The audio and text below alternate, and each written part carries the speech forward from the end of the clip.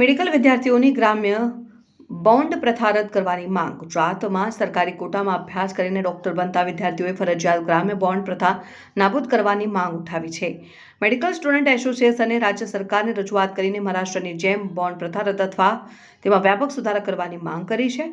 હાલમાં સરકારી કોટામાં અભ્યાસ પૂર્ણ કરનાર એમબીબીએસ વિદ્યાર્થીઓ માટે 1 વર્ષ ગ્રામ્ય વિસ્તારમાં સેવા ફરજિયાત છે.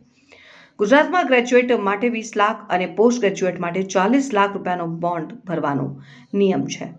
વિદ્યાર્થીઓનું કહેવું છે કે પીએચસી અને સીએચસીમાં પૂરતી જગ્યાઓ ઉપલબ્ધ ન હોવાથી બોન્ડ સેવા માટે તક મળતી નથી, જેના કારણે સમય બરબાદ થાય છે. ઉપરાંત ગરીબ અને મધ્યમવર્ગીય વિદ્યાર્થીઓ માટે બોન્ડની રકમ ખૂબ જ ઊંચી છે, જેથી સરકાર મહારાષ્ટ્રની જેમ બોન્ડ પ્રથા નાબૂદ કરે અથવા તેમાં જરૂરી સુધારા કરે તેવી માંગ વધુ તેજ બની છે.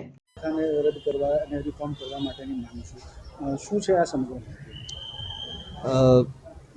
ગુજરાત સરકારથી નિયત કરાયેલ બોન્ડ અંડર ગ્રેજ્યુએશન અને પોસ્ટ ગ્રેજ્યુએટ માટે. અંડર ગ્રેજ્યુએટ માટે 20 લાખ રૂપિયાનો બોન્ડ અને પોસ્ટ ગ્રેજ્યુએશન માટે 40 લાખ રૂપિયાનો બોન્ડ. બોન્ડ એટલે કે અંડર ગ્રેજ્યુએશનના સરકારી મેડિકલ કોલેજમાંથી જો તમે પાસ આઉટ થયેલા તબીબને પ્રાથમિક પીએચસી સીએચસી ક્ષેત્રે 1 વર્ષની નિયત તબીબી સેવા આપવાનો અને પોસ્ટ ગ્રેજ્યુએશનમાં 1 વર્ષ પોસ્ટ ગ્રેજ્યુએશન પતાવ્યા બાદ 1 વર્ષ તબીબી સેવા આપવા માટેનો જે નિયત છે સરકાર દ્વારા કરવામાં આવે છે. હાલમાં મહારાષ્ટ્ર સરકારે અંડર ગ્રેજ્યુએટ અને પોસ્ટ ગ્રેજ્યુએશનના બોન્ડની નાબૂદ કરી છે. તેનું મુખ્ય કારણ એ છે કે પાસ આઉટ થતા તબીબોની સંખ્યા અને નિયત કરેલી બોન્ડેડ જગ્યાઓની સંખ્યામાં રહેલો તફાવત. તો હાલમાં ગુજરાતમાં પહેલાં કરતાં બમણી સંખ્યામાં અંડર ગ્રેજ્યુએટ અને પોસ્ટ ગ્રેજ્યુએટ દર વર્ષે બહાર આવી રહ્યા છે.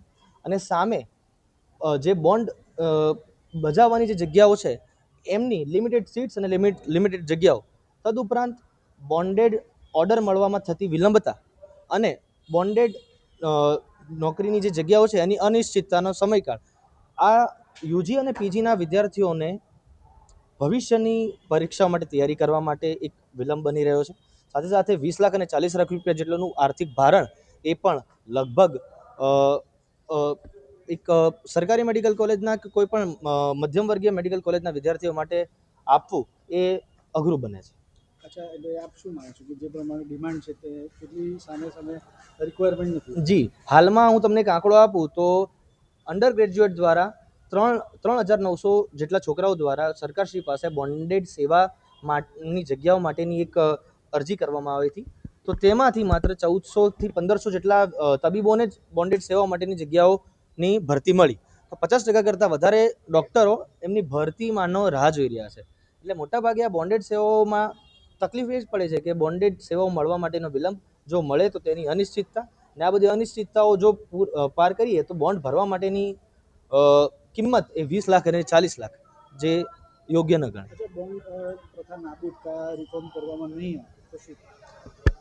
હાલમાં સરકારશ્રીને અમે એક અઠવાડિયા પહેલાં રજૂઆત કરી છે અને સરકારશ્રી તરફથી પણ અમને એક સંવેદનશીલ અને બોન્ડ પ્રથા રિફોર્મ કરવા માટેના હકારાત્મક રિસ્પોન્સ મળવામાં આવે છે. તદુપરાંત મહારાષ્ટ્રમાં પણ જે સરકારે પગલું લીધું એ પગલાંને ધ્યાનમાં રાખીને સરકારશ્રી પણ હાલ સુધી એમણે પોઝિટિવ વર્ડ્સમાં આ બોન્ડ પ્રથાને રિફોર્મ કરવા માટે અમારી પણ સલાહ લે અને એક પ્રોપર કમિટી બને તેના પર આગળ પગલાં ભરે તેવા અમને નિવેદન અને વાયદા પૂરા પાડે છે. ડૉક્ટર ચિંતન સોલંકી, બરોડા મેડિકલ કોલેજમાં જુનિયર ડૉક્ટર એસોસિએશનનો પ્રમુખ અને ઓર્થોપેડિક ડિપાર્ટમેન્ટમાં સિનિયર રેસિડેન્ટ.